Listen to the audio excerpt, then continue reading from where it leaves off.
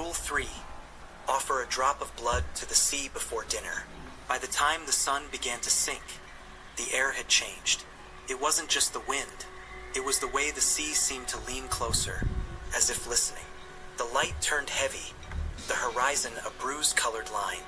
Even the gulls that had followed us all day were gone, as if they knew what was coming. Mina was the first to speak. "Get your knives," she said. "It's almost time." I thought she meant for cooking, but then I saw the others, each one pricking a finger, letting a single drop fall into the darkening water. No one spoke. The only sounds were the hiss of the wind and the soft patter of blood hitting the sea. The captain stood at the bow, his own hand bleeding into the water.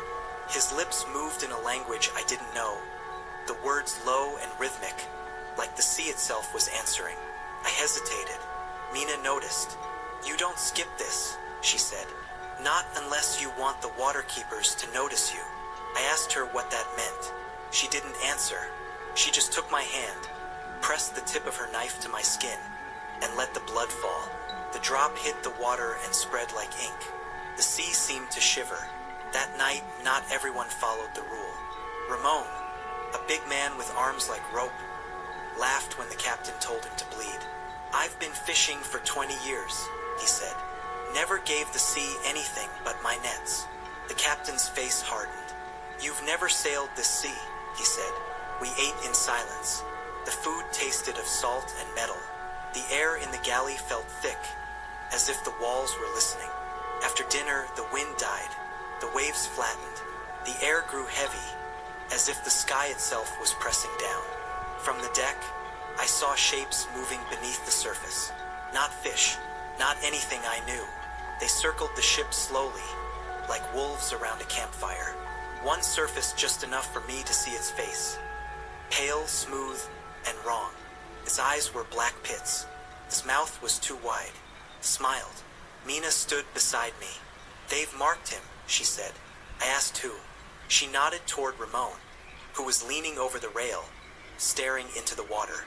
"They're the waterkeepers," she whispered. "They take what isn't given." It happened fast. One moment Ramon was laughing at something only he could hear. The next, his body jerked forward. We grabbed him, but the water grabbed harder. Hands, too many hands, pale and slick, reached up from the black. They didn't pull him under all at once. They took him in pieces. First his voice, his scream cut off mid-breath. Then his eyes, they went glassy, unfocused. Finally, his body, sliding over the rail like he was going home. The sea closed over him without a ripple. We stood in silence. The captain didn't speak. Mina went to the bow, cut her palm, and let more blood fall.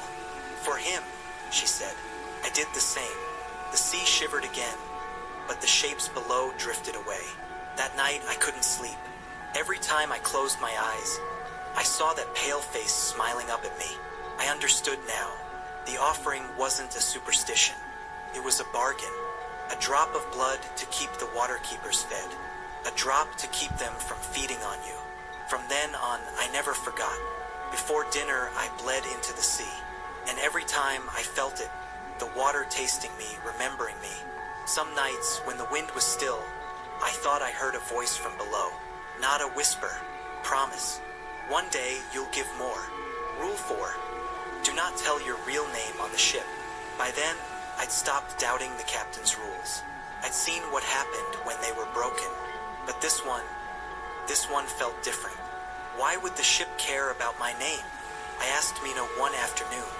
She didn't answer right away.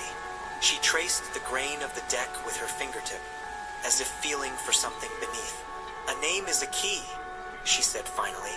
"If the ship has it, you're its property, and it doesn't give back what it owns." On the 5th day, we took on a new man at a small port before dawn. He came aboard with nothing but a canvas bag and a bottle of rum. "Name's Daniel Reyes," he said, grinning as he shook my hand. The captain's head snapped toward him. "Not here," he said sharply. "Not your real name." Daniel laughed. "What's the harm?" The captain didn't answer. He just walked away, jaw tight. That night, I woke to the sound of slow, deliberate footsteps in the corridor. I cracked my cabin door. Daniel stood barefoot, facing the wall, whispering his name over and over in a flat, mechanical tone. By morning, he was gone. No splash in the night, no sign of struggle. At breakfast, the captain only said, "The ship knows him now."